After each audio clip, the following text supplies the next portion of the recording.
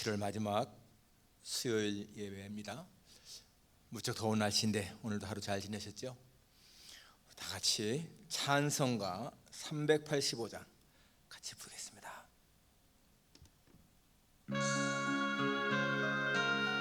385장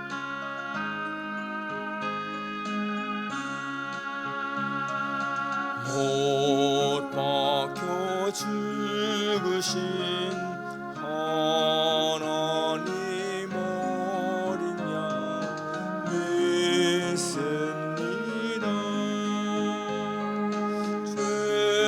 죄성감 받고서 이 몸과 맘 들여 간절히 빌 때에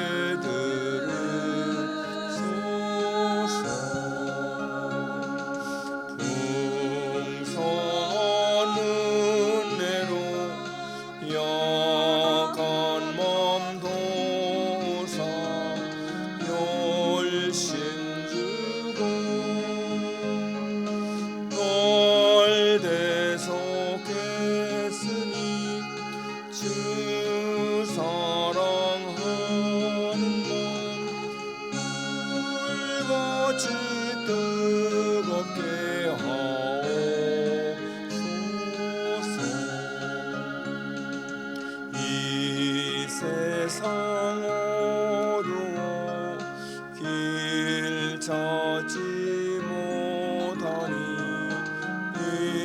인도하사 내 슬픈 눈물을 씻어 주시고 맑은 빛으로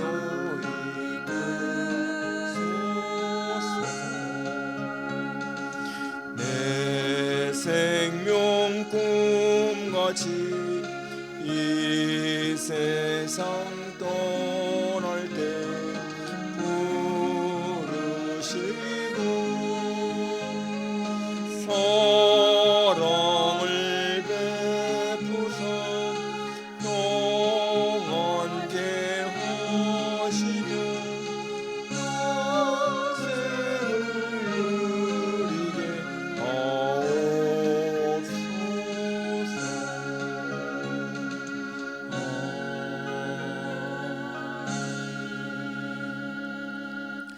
사도신경으로 신앙 고백하시겠습니다.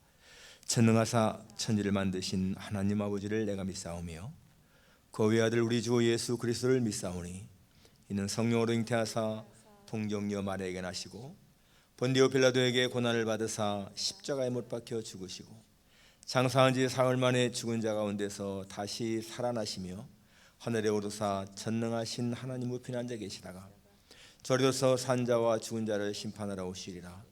성령을 믿사오며 거룩한 공예와 성도가 서로 교통하는 것과 죄를 사하시는 것과 몸이 다시 사는 것과 영원히 사는 것을 믿사옵나이다. 아멘. 찬송가 426장 426장입니다.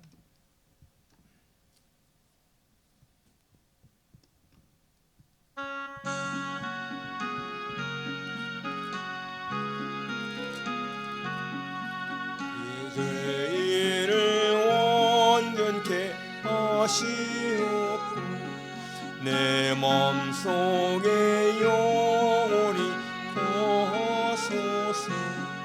죄 가운데 빠졌던 몸과 마음을 있는 보다 너에게 하옵소서. 눈보다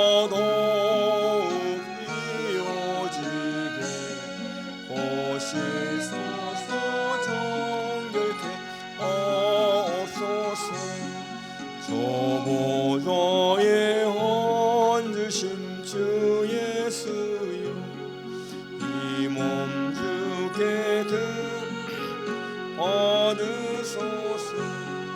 내 마음과 지식도 드리오니 이 눈보다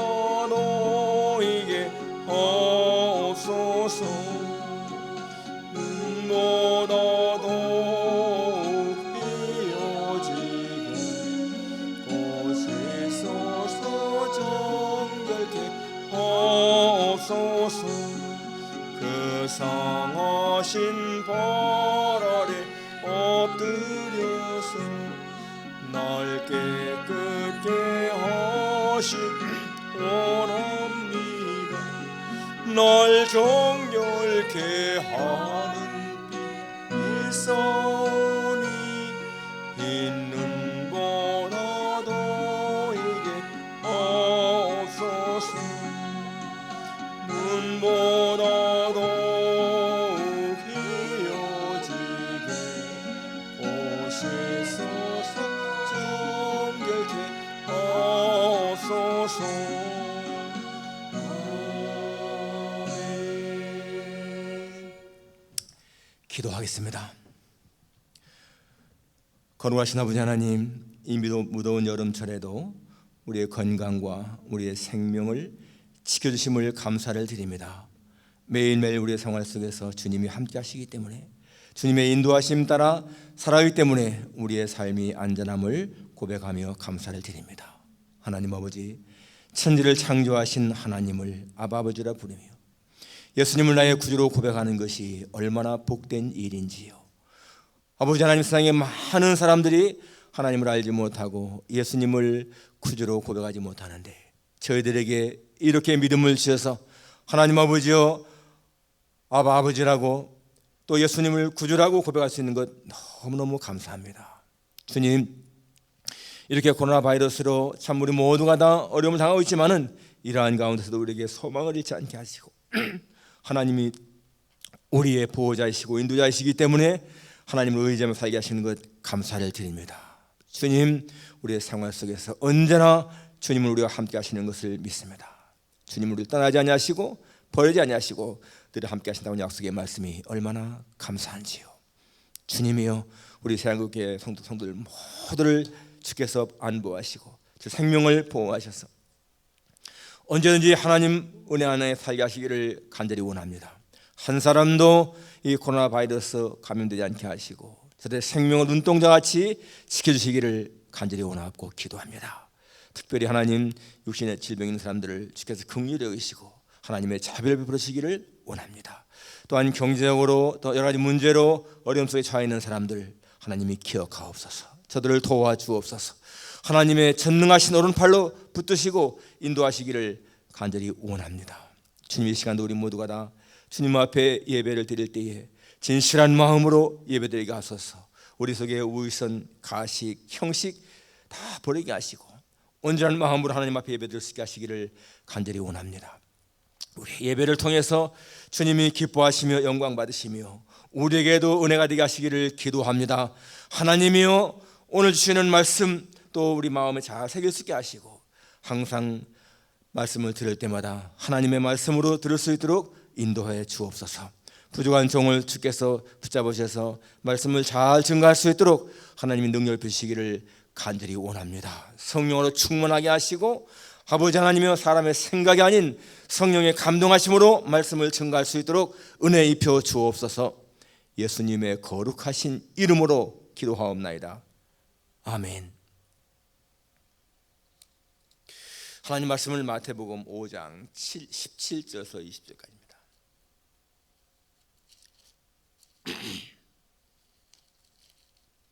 마태복음 5장 17절부터 20절까지 우리 같이 합독하겠습니다. 마태복음 5장 17절 다 찾으셔서 같이 읽겠습니다. 내가 율법이나 선지자를 폐하러 온 줄로 생각하지 말라. 폐하러 온 것이 아니요 완전하게 하려 함이라.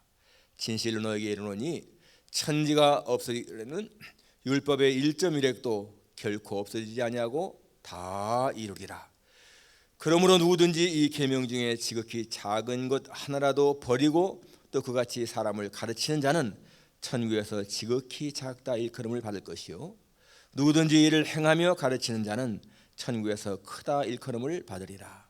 내가 너에게 이르노니 너의 의가 서기관과 바리새인보다 더 낫지 못하면 결코 천국에 들어가지 못하리라. 아멘. 주님이 원하시는 의라는 주제입니다. 주님이 원하시는 의.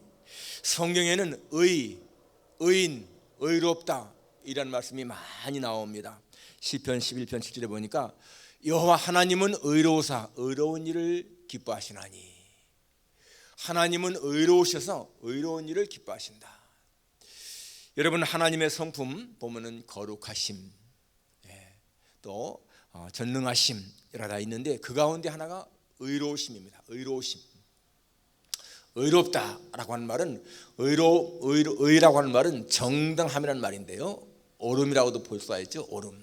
성경은 의인과 복 있는 자, 선인을 같이 묻고요, 그리고 이 악인 또 죄인, 불의한 자 같이 묵습니다. 그러니까 의롭다의 반대는 불의한 것이죠. 그래서 우리가 의인이 무엇인가? 의인. 여러분, 의인하면은 하나님의 기준에 맞는 사람을 생각할 수 있습니다. 하나님의 마음에 인정받는 사람. 그래서 소돔과 고모라 성이 의인 10명이 없어서 망했다라고 하는 것은 무슨 말이에요? 하나님의 마음에 드는 사람 10명이 없었기 때문에 망했다는 거 아니에요. 하나님의 기준에 맞는 사람 10명이 없어 망했다. 그러니까 이 의인이라고 하는 것은 하나님의 기준에 맞는, 하나님의 마음에 맞는, 하나님이 인정하시는 그런 사람인 거예요. 창세기 15장에 보게 되면 아브라함이 이제 굉장히 마음이 좀 이렇게 낙심됐을 때였습니다. 그때 하나님께 나타나셔서 아브라함아, 두려워하지 말라, 나는 너희 방패요, 너의 지극히 상급이니라 그렇게 말씀했죠. 아브라함, don't be afraid, I'm your shield, your very great reward. 너의 큰 상급이다 이렇게 말씀할 적에 아브라함이 하나님, 그렇지만은요 하나님, 나는 자식이 없습니다. 그렇기 때문에 내 상속자는 이 다메섹 사람이 될 거예요. 자기 집에서 기른 종이 상속자라는 겁니다. 그럴 때 하나님이 아니다, 그가 내 상속자가 아니라 내 몸에서 날 자가 상속자가 된다. 그러면서 이 아브라함을 밖으로 이끌어내시면서 눈을 우러러 하늘 봐, 저 물별들 셀 수 있나 봐라.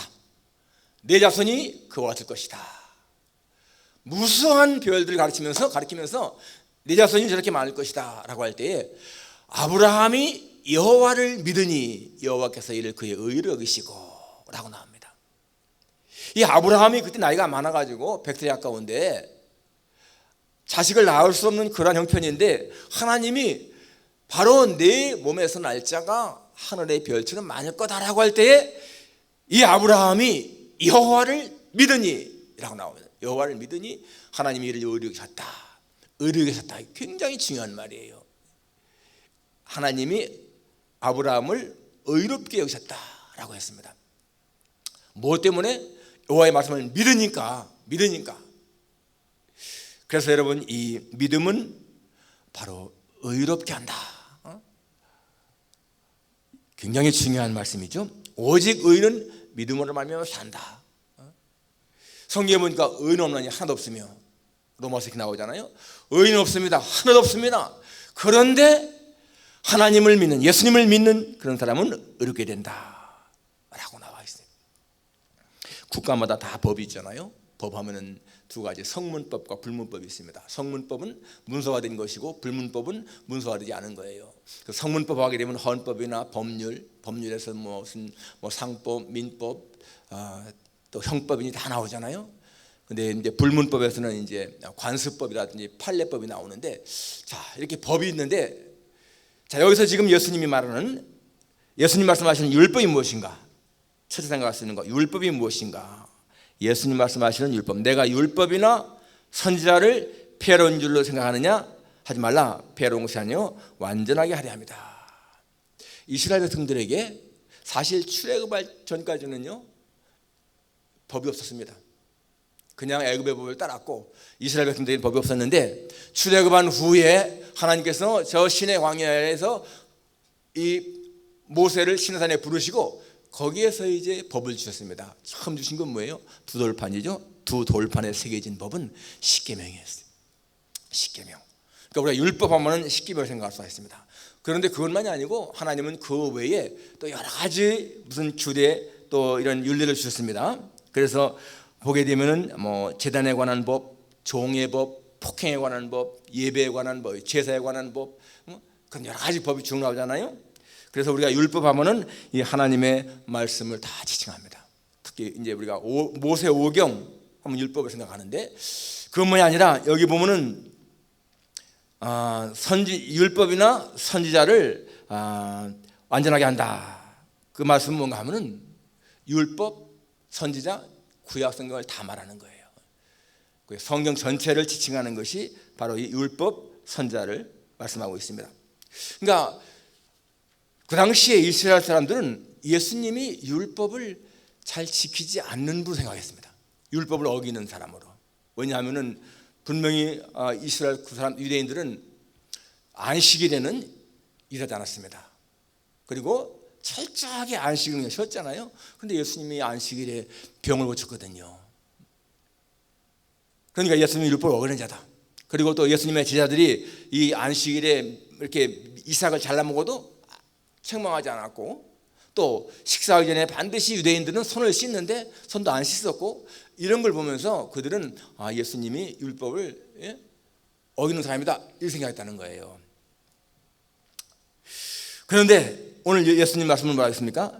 내가 율법을 폐하려 온 것이 아니요 완전하게 하렵니다. 율법을 깨트리는 자가 아니라 율법을 완전하게 완성하는 자로 왔다라고 지금 말씀하고 있습니다. 이게 무슨 의미인가? 예수님은 율법의 진정한 의미를 밝히는 분으로 왔다는 거예요. 여러분, 안식일에 병 고치는 것이 노동일까요? 예수님은 그 당시 유대인들에게 너희들이 안식일에 너희 소나 나귀가 구덩이에 빠지면 건져내지 않느냐? 그러면 내가 안식일에 사람을 이렇게 온전하게 하는 것이 뭐가 잘못이냐? 라고 말씀했습니다.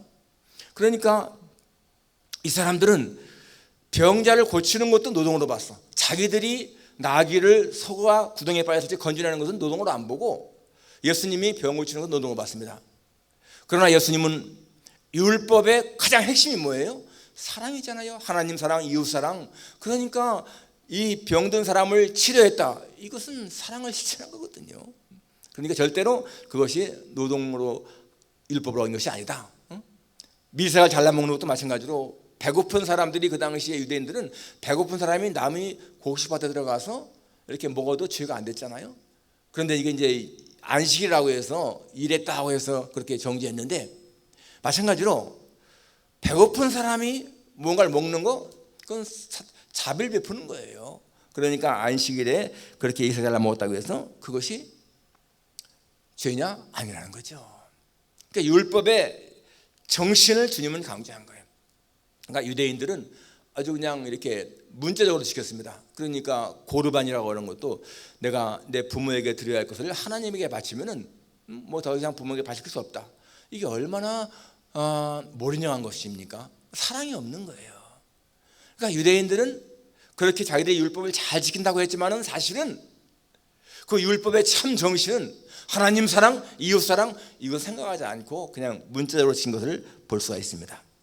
그래서 이 사람들은 그저 율법의 정신을 이해하지 못했다라는 것이죠. 그래서 여기 지금 예수님이 내가 온 것은 율법을 완전하게 하려 합니다. 여러분, 율법을 어떻게 지키는 것이 옳은 것이냐? 예수님처럼 지키는 것이 옳은 것이죠. 왜? 예수님은 하나님이 보내신 분으로 오셨기 때문에. 그 율법의 기준, 지키는 기준은 바로 예수님 것을 볼 수가 있습니다. 그래서 모든 율법의 핵심 정신은 하나님 사랑, 이웃 사랑이다. 이것을 기억하면서 지켜야 되는데 이 유대인들은 그저 율법의 문자적인 준수만 생각했다, 그 말이죠. 바울이 로마서에서 말한 것처럼 성경에 보면은 뭐 살인하지 말라, 간음하지 말라, 도둑질하지 말라, 탐내지 말라, 그 외에 많은 계명이 있을지라도 그 모든 것들은 내 이웃 사랑을 내 몸과 자라, 거기에 다 들어있다. 그래서 사랑은 율법의 완성이다 라고 말했습니다. 우리는 이 율법을 생각할 때 언제든지 그 율법의 참 정신, 바로 하나님 사랑과 이웃 사랑을 의식하면서 율법을 행하는 것이 굉장히 중요한 것을 알 수가 있어요. 하나님은 순종이 제사보다 낫다라고 말씀하셨는데, 제사는 하나님을 사랑하는 행위입니다. 그렇지만은 여러분, 그 제사 드리면서 사랑이 없으면 아무것도 아닌 거예요. 그러나 순종은 뭡니까? 순종은 하나님에 대한 사랑의 표잖아요. 그렇기 때문에 순종이 대답을 받았다라고 말씀했습니다. 예수님은 마태복음 23장에서 참 유대인들을 많이 책망하셨는데, 화 있을진저 외식하는 서기관과 바리새인들이여 라고 하시면서 하시는 말씀이 뭐예요? 너희가 박하와 회양과 근처에 11전 드리되 율법에 더 중요한 바 의와 인과 신을 버렸다. 이 정의, 인, 사랑, 긍휼 그리고 믿음은 버렸다.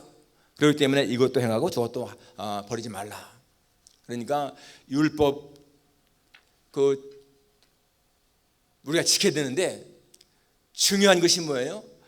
의와 인과 신, 바로 거기에 나타난 의 그리고 사랑, 긍휼 이런 것을 꼭 지켜야 한다라고 말씀하고 있습니다. 그러니까 이 예수님 말씀하시는 이 율법은 사실은 그 율법의 정신, 사랑을 우리가 꼭 기억해야 한다는 거예요. 두 번째로 율법은 반드시 다 이룬다라고 말씀하셨죠. 18절에 진실로 너에게 이르노니 천지가 없어지기 전에는 율법의 1.1획도 결코 없어지지 않냐고 다 이루리라. 그러니까 바로 예수님 자신이 이런 율법을 이룬다는 거잖아요. 다 이루겠다.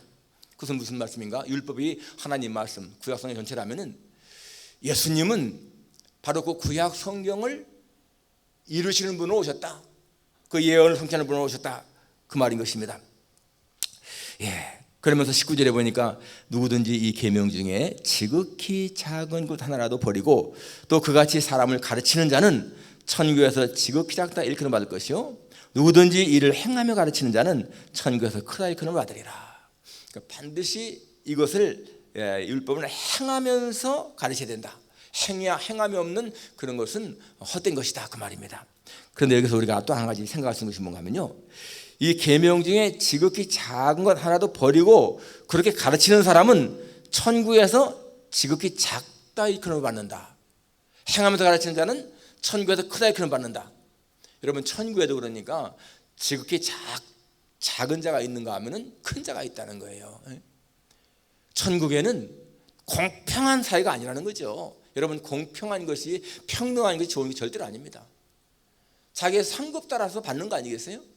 그러니까 어떤 사람에게는 5달란트, 2달란트, 1달란트 그렇게 상급이 있는 것처럼 천국에는 자기가 행한 대로 받는 거예요. 여기 보니까 지극히 작은 자가 있고 큰 자가 있다. 그러니까 우리가 이 땅에서 여러분 예수님 말씀을 듣고 하나님 말씀을 듣고 사랑을 많이 행한 사람은 더 크게 받는 거라는 거죠. 우리가 그것을 기억해야 됩니다.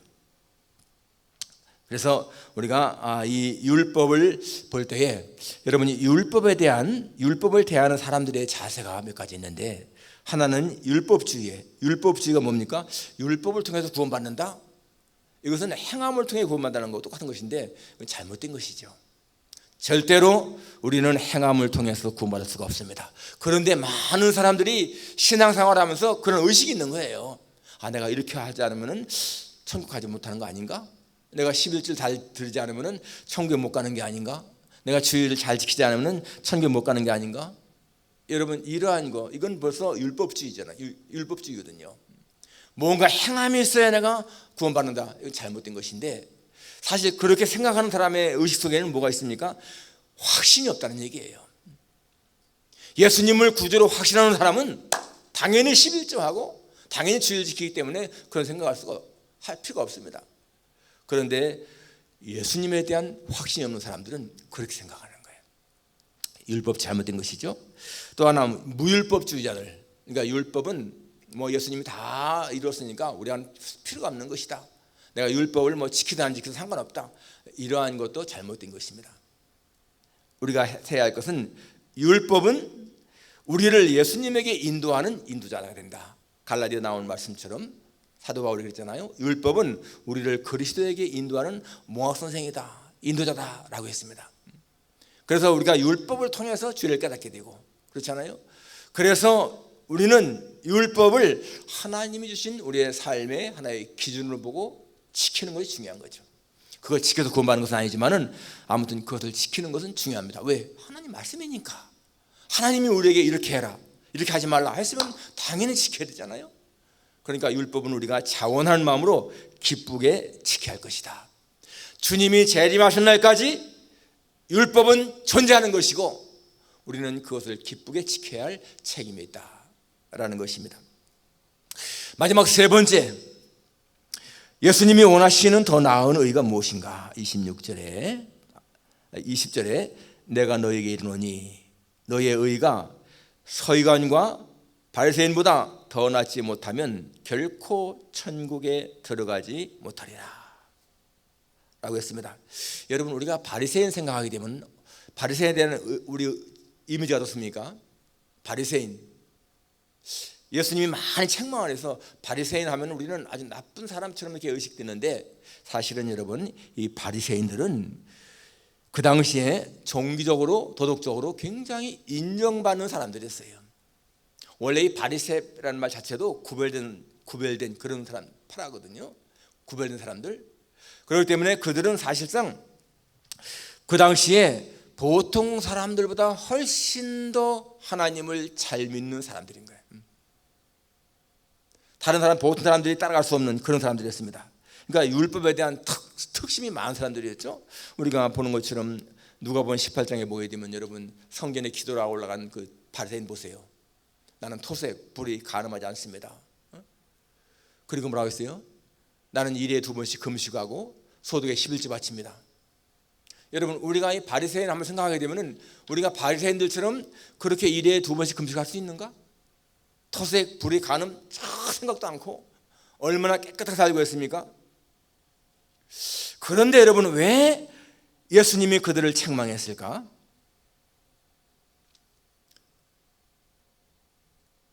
마태복음 24장에서 예수님 책망할 때 보면 화 있을진저 외식하는 서기관과 바리새인들이여 라고 책망하십니다. 외식하는, 이게 중요한 말이에요. 외식, 가식, 형식. 이 사람들은 속은 안 그러면서 겉으로다가는 포장했다는 거예요. 사실 이 바리새인들 처음에는 굉장히 경건하게 살려고 애쓴 사람들이었는데 시간이 지나면서 점점 그것이 자기를 이렇게 포장하는, 감추는 그러한 것으로 변했다는 것입니다.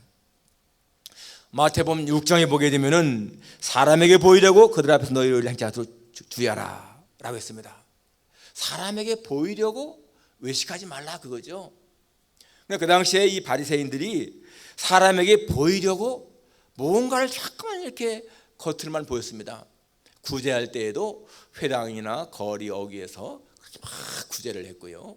또 기도할 적에도 큰 거리 어귀 회당에서 손을 들고 하나님 앞에 기도하는 그런 모습, 외식이었죠. 여러분, 우리가 기도할 때 대피 기도한다라고 할 적에도 사실은 하나님만 의식하는 게 아니잖아요. 우리도 사람에게 잘 보이려고 하는 경우가 있습니다. 그게 하나의 외식이거든요. 정말 마음 중심에 하나님 앞에만 하는 그러한 기도가 아니고 사람들에게 내가 기도하는 것을 보이려고 하는 그러한 것들.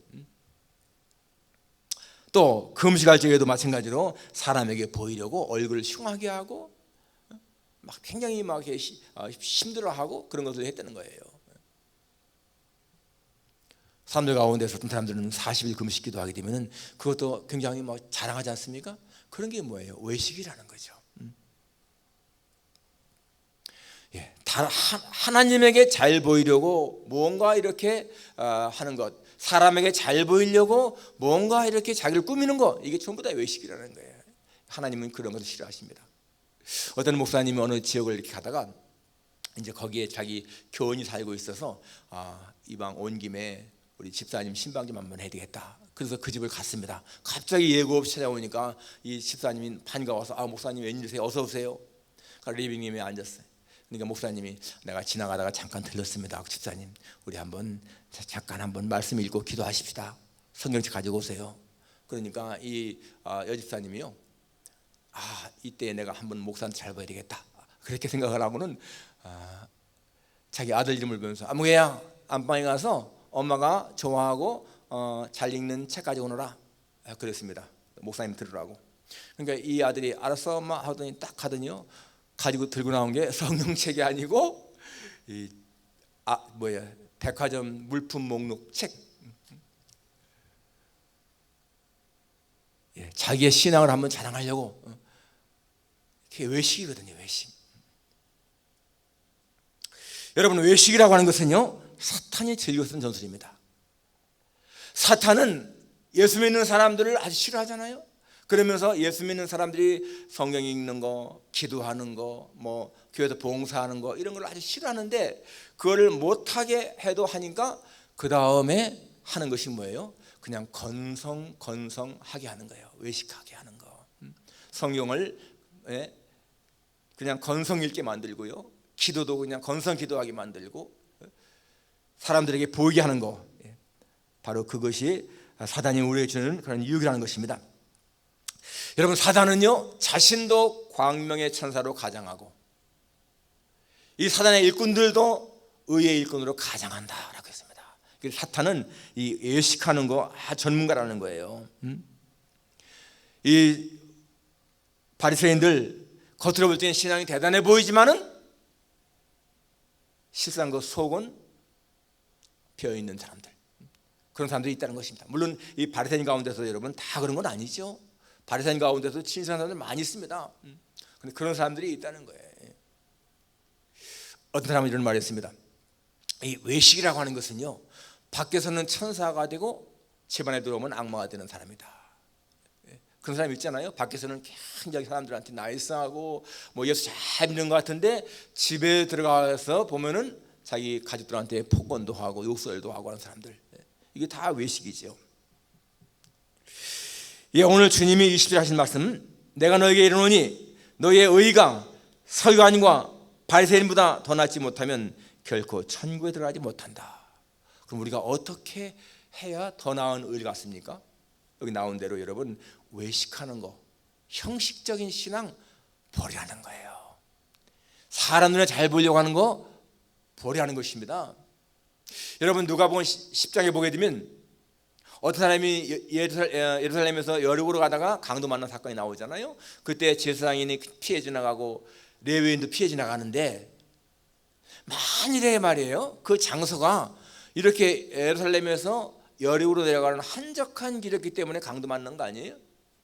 그런데 만일에 정말 예루살렘 사람들이 많은 데에서 강도 만나 쓰러졌다라고 한다면은 제사장이나 레위인이 피해 갔을까요?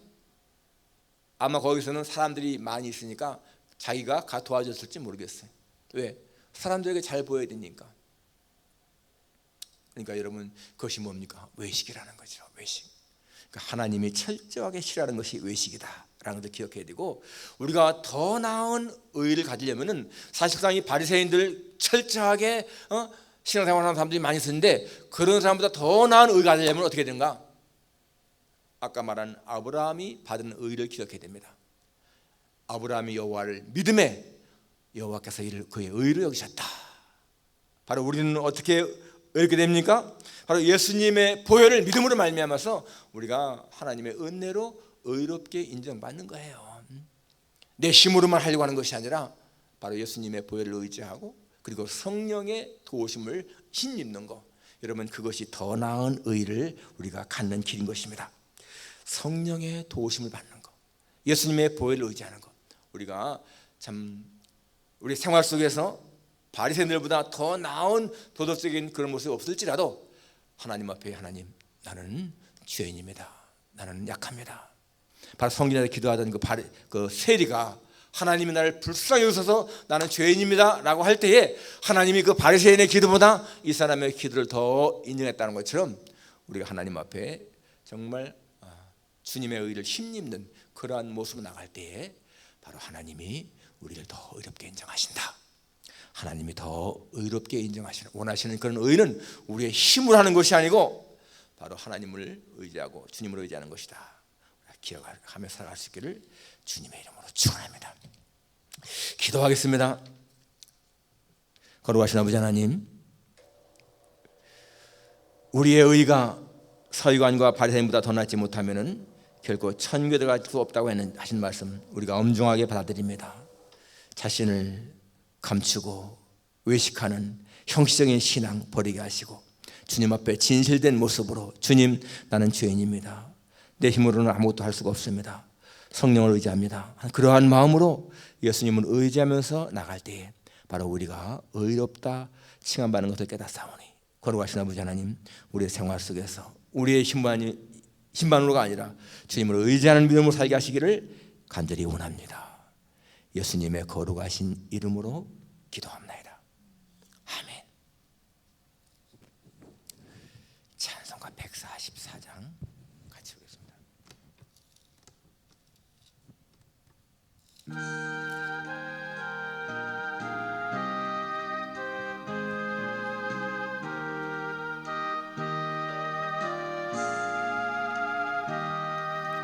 예수 너를 위하여 십자가를 질때 세상 죄를 지시고 고초당하셨네.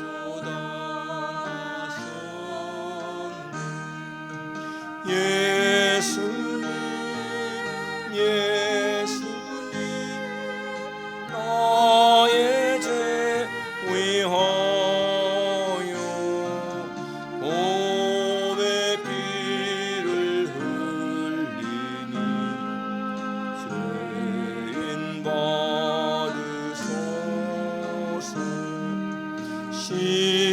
십자가를 지심 무슨 죄가 있나. 조무지한 사람들 메시아 죽였네. 예수님 너의 죄 위하여 몸의 피를 흘리니 죄인 받으소서.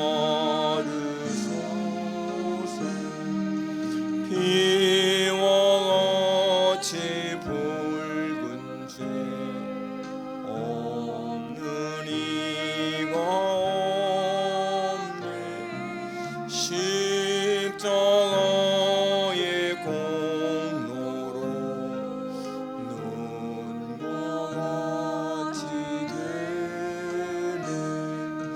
예수님 너의 죄 위하여 몸의 피를 흘리니 죄인 받으소서. 아름답다 예수여 나의 좋은 친구. 예수 공로 아니면 영원 영벌 받네. 예수님 너의 죄 위하여 몸의 피를 흘리니 죄인 받으소서.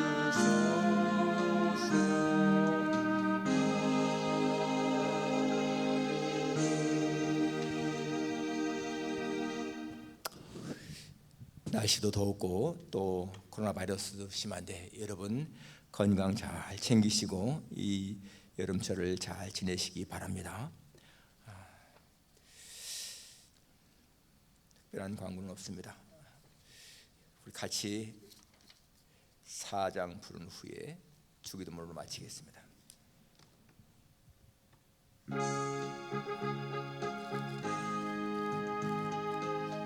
성부 성자와 성령 영원히 영광 받으소서.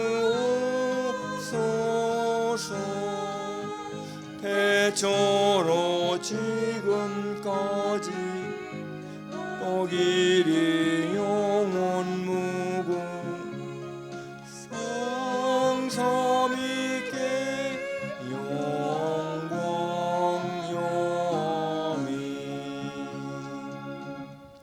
하늘에 계신 우리 아버지여, 이름이 거룩히 여김을 받으시오며 나라가 임하옵시며 뜻이 하늘에서 이룬 것 같이 땅에서도 이루어지이다. 오늘날 우리에게 일용할 양식을 주옵시고 우리가 우리에게 준 자를 사준 것 같이 우리 죄를 사하옵시고 우리를 시험에 가지 마옵시고 다만 악에서 구하옵소서. 대개 나라와 권세와 영광이 아버지께 영원히 있사옵나이다. 아멘.